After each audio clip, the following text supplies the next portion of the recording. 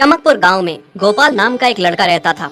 उसकी सौतेली माँ और बाप ने उसे घर से निकाल दिया था। उसकी सौतेली माँ ने सब कुछ अपने और अपने बच्चों के नाम पे कर रखा था और गोपाल को हिस्से के नाम पे 3 गायें दे रखी थी। गोपाल पढ़ा लिखा तो बहुत था, पर नौकरी न मिलने के कारण उसने सोच लिया था कि वो अब उन तीनों गायें की खूब देख रेख करके उनसे जो दूध मिलेगा उसे बेच के अपना कारोबार चलाएगा। अब मैं बिल्कुल अकेला हो गया हूँ। गौ माता, तुम तीनों के अलावा मेरा अब कोई भी नहीं है। बस मेरा घर चलाने के लिए तुम तीनों को मेरी मदद करनी होगी। तीनों गायें बहुत ही हट्टी कट्टी और जवान थीं और रिश्ते में भी एक दूसरे की बहनें लगती थीं। चंपा, चमेली और मैना। मैना सबसे बड़ी और समझदार गाय थी।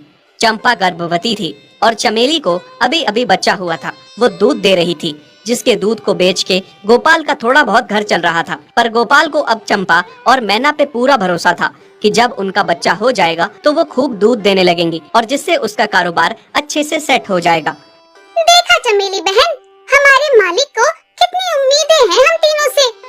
हाँ चंपा, सुना मैंने, मालिक ने हमसे कितनी सारी उम्मीदें लगा रखी हैं।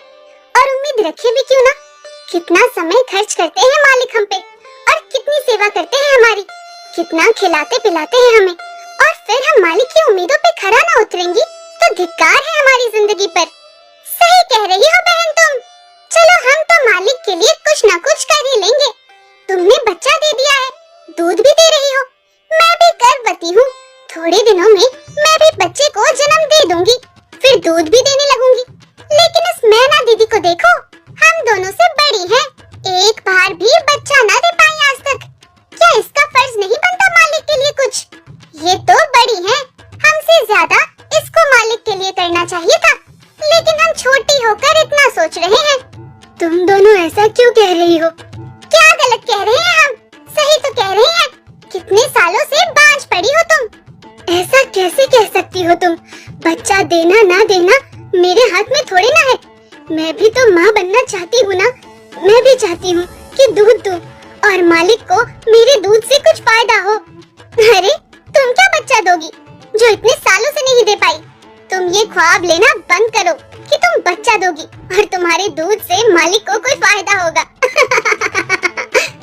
दोनों छोटी बहनें बड़ी बहन मैना की बेबसी का मजाक उड़ाती हैं और उस पे हंसती हैं। इस बात से मैना बहुत दुखी होती है और रोती है कि उसी की बहनें उसको दिलासा देने के बजाय उसे ताने मार रही हैं, उसका मजाक उड़ा रही हैं। फिर एक दिन गोपाल का पड़ोसी उससे कहता है, अरे गोपाल, तुम्हारी 2 गायें तो ठीक है, एक गाय का क्या है? उससे तुम्हें कोई फायदा नहीं है, बेच क्यों नहीं देते उसे? अरे नहीं नहीं भाई साहब, बेचना क्यों उसे? अभी बच्चा नहीं दे रही तो क्या पता कल वो बच्चा दे दे। कोई भी काम जल्दबाजी में नहीं करना चाहिए। अरे नहीं गोपाल, मेरे कहने का ये मतलब था कि तुम्हें अपना कारोबार जल्द खड़ा करने की जरूरत है, क्योंकि तुम्हारे घर वालों ने तुम्हारे साथ जो कुछ भी किया वो बहुत गलत था। अब तुम्हें जो भी करना है अकेले ही करना है। आगे शादी भी तो करनी है तुम्हें, उसके लिए भी खूब पैसा कमाना पड़ेगा। जब तुम्हारी सारी गायें दूध देंगी तभी तो कारोबार अच्छा चलेगा ना। हाँ, बात तो तुम सही कह रहे हो भाई। मेरी मानो तो तुम अपनी गायों को क्रॉस करवा के देख लो, शायद उससे बच्चा हो जाए। हाँ, ये सुझाव तुमने सही दिया, मैं कल ही ऐसा कर लेता हूँ। सुना तुमने मैना बहन मालिक की बातों को? कितना परेशान है मालिक तुम्हारी वजह से, पर तुम्हें तो कोई बात कह ही नहीं सकते। झट से बुरा जो मान जाती हो तुम। मैना ये सब सुन के बहुत दुखी होती है, पर करती भी क्या, उसके हाथ में कुछ नहीं था।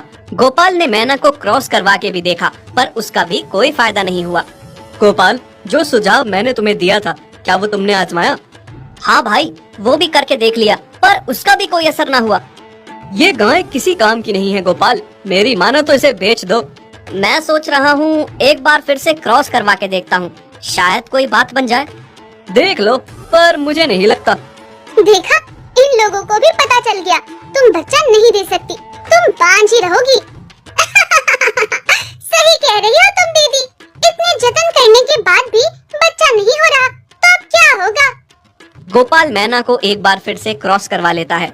दोनों बहनें चंपा और चमेली मैना के बांझपन का मजाक उड़ाती हैं और उस पे खूब हंसती हैं। फिर एक दिन मैना चमेली के बच्चे के साथ खेल रही थी कि तभी चंपा देख लेती है। हाँ देख तो चमेली दीदी, ये मैना दीदी तेरे बच्चे के साथ क्या कर रही है? मुझे समझ में नहीं आ रहा, तू इस बांझ के साथ अपने बच्चे को कैसे छोड़ सकती है? जब मेरा बच्चा आ जाएगा